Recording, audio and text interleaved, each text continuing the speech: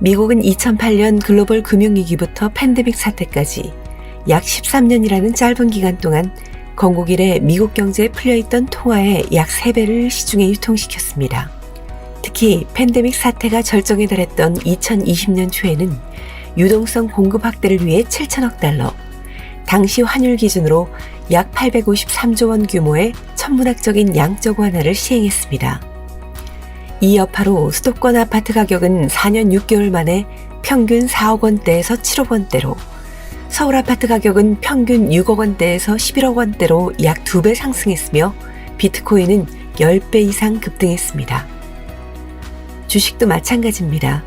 2020년 이전에는 늘 2000포인트 선에서 움직이던 코스피 지수는 불과 1년 6개월 만에 3000포인트를 훌쩍 넘었고, 양적 완화 여파로 인해 영끌러, 벼락거지, 코인 퇴사라는 별의별 신조어들이 세상에 등장하게 되었습니다.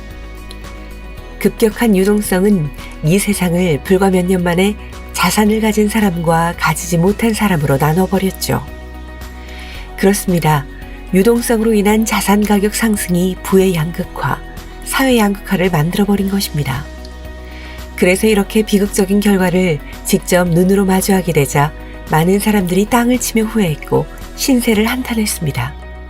그때 나도 집을 샀어야 했는데, 그때 주식에 투자를 했어야 했는데, 그때 비트코인을 샀어야 했는데 라고 말이죠. 그들은 그제서야 깨닫게 되었습니다. 노동임금만으로는 도저히 따라잡을 수 없구나. 투자를 시작하자. 대출을 받아 과감하게 아파트를 매수하자. 내 영혼까지 끌어모아 베팅을 한번 해보자 라고 다짐하면서 말이죠. 하지만 매우 안타깝게도 이미 클라이막스까지 솟구쳐 올라버린 유동성의 파도에 뒤늦게 뛰어든 사람들은 전부 희생양이 되고야 말았습니다. 삼성전자 주식을 8만 원에 매수했던 사람, 대출을 풀로 받아 10억 원이 넘는 아파트를 매수한 사람, 비트코인 하나를 8천만 원에 매수한 사람, 이 모든 사람들이 인플레이션 게임의 패배자가 된 것입니다. 그들은 경기 회복 사이클을 제대로 이해하지 못해 회복, 확장, 후퇴, 침체로 이어지는 4단계 중 확장이 마무리되는 끄트머리 지점에 올라타 버린 것입니다. 우리는 언제 성공적으로 자산을 증식시킬 수 있을까요? 유동성의 파도는 과연 다시 찾아올 수 있을까요? 책 인플레이션 게임의 저자 이낙원 씨는 이렇게 말합니다. 세상은 이미 20년 전부터 저성장의 늪에 빠졌다. 빅데이터와 인공지능, 바이오, 최신 로봇 기술 등 4차 산업혁명이 눈앞에 펼쳐지고 있지만 모든 인류를 먹여 살리기엔 새로운 성장 동력이 아웃풋은 턱없이 부족해 보인다.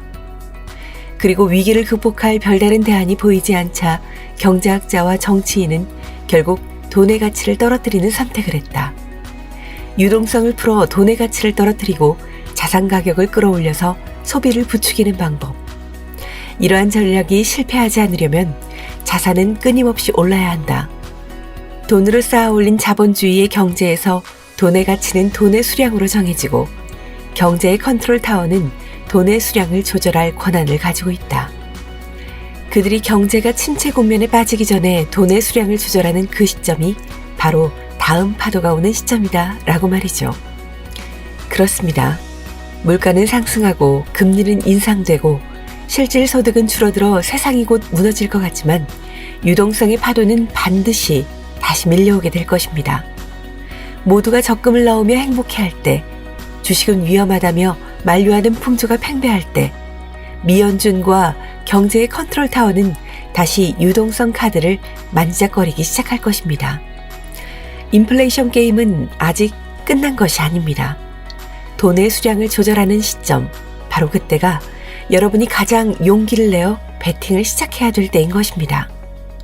우리는 유동성의 종류와 경제에 미치는 파급력에 대해 정확히 이해하고 스스로 대처 가능한 범위 내에서 또다시 다가올 유동성의 파도를 맞이해야 한다.